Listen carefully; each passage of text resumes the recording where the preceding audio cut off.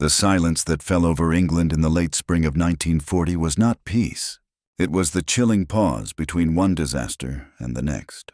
A moment when the future of a nation, perhaps a continent, hung by a single thread.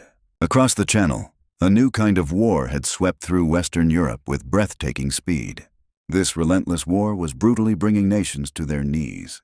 By June 25th, Denmark, Belgium, Netherlands, Luxembourg, and France had fallen. Paris itself was under occupation, its streets now silent. Germany, with its unstoppable military, cast a long dark shadow across Europe, leaving Great Britain utterly alone, awaiting the inevitable roar of the Luftwaffe.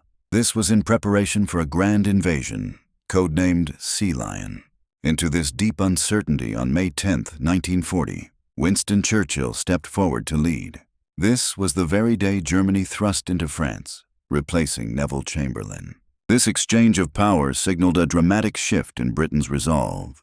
He argued that appeasement was deeply perilous, his convictions now profound foresight. He was the figure needed for the peril, offering a stark reality to Parliament. Churchill declared he had nothing to offer but blood, toil, tears, and sweat.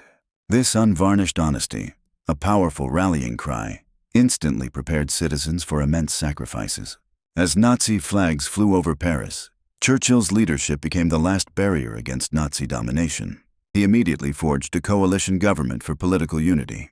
He also took on the crucial role of Minister of Defense. His first severe challenge unfolded in France, pushing the British Expeditionary Force back. French and Belgian troops found themselves relentlessly pushed toward the coast. In a remarkable, improvised effort, Churchill ordered Operation Dynamo. This was the evacuation from the beaches of Dunkirk. Between May 26th and June 4th, 1940, over 330,000 Allied soldiers were brought home. Churchill described this immense feat as a miracle of deliverance. Though equipment loss was considerable, the Army's core was preserved. Voices within his government urged peace talks, but he believed Hitler untrustworthy. Churchill declared, "We shall fight on the beaches. We shall never surrender." He prepared the country for invasion by fortifying coastlines and arming the Home Guard. He also implemented rationing and frequently visited bombed areas.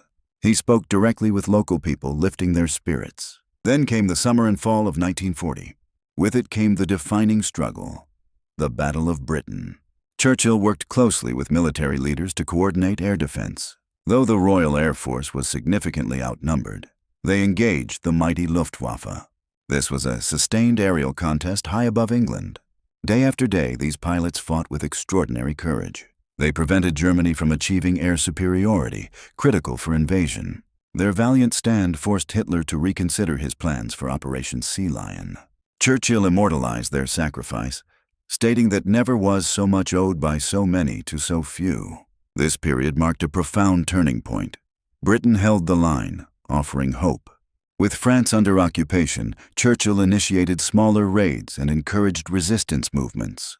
His focus expanded, preparing for aggression, cultivating alliances, opening new fronts. In March 1941, he strongly advocated for the Lend-Lease Act.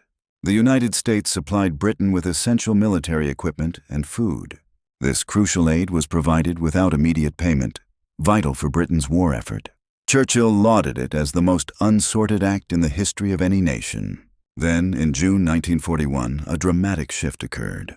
Hitler launched Operation Barbarossa, a massive offensive on the Soviet Union. Within days, Churchill announced Britain's full backing despite opposition to communism. He quipped, "If Hitler invaded hell, he would make a favorable reference.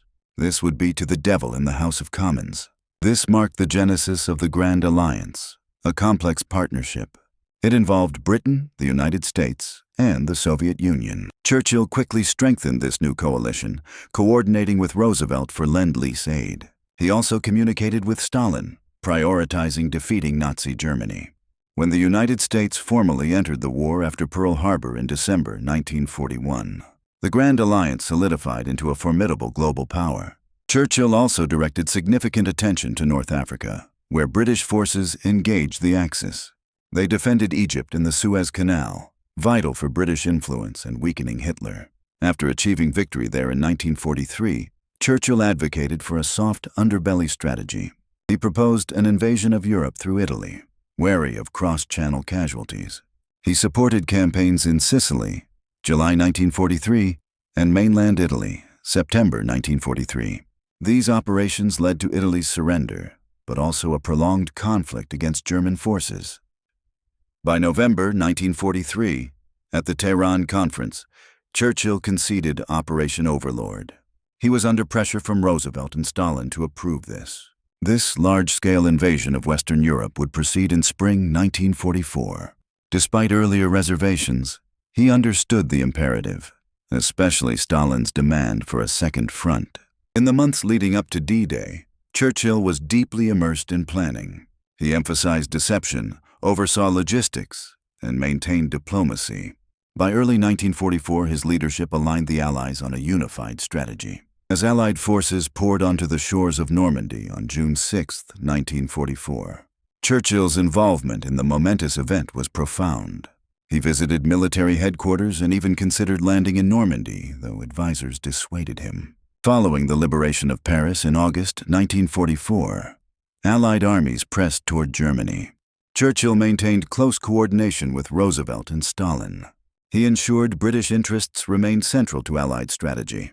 He supported General Montgomery's ambition during Operation Market Garden in September 1944. This was a bold but unsuccessful attempt into northern Germany. Despite this setback, Churchill always stood by his commanders. During the Battle of the Bulge, Britain swiftly supported the United States. This was the last major German counteroffensive, December 1944 to January 1945. The United States bore the main force of the surprise attack. General Bernard Montgomery's 21st Army Group took command of the northern sector. Churchill later commended the American effort, emphasizing Britain's honorable role in battle. As victory over Nazi Germany drew imminent in 1945, Churchill's focus shifted.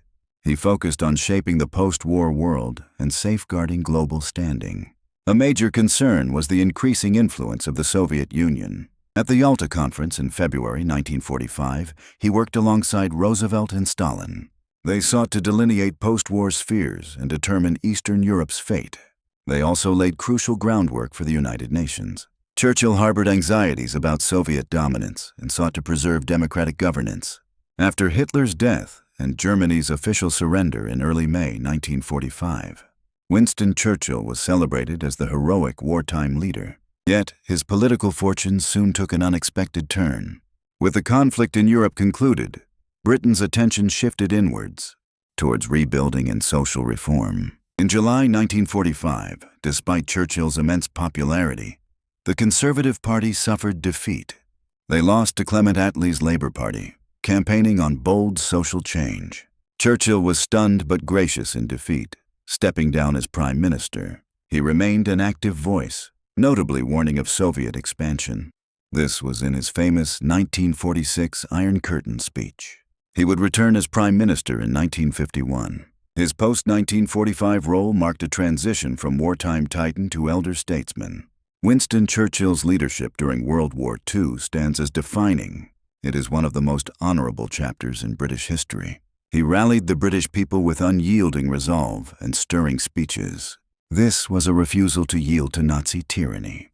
His command steered Britain through its gravest challenge with defiance and determination. His strategic acumen and diplomatic skill proved instrumental in defeating Hitler.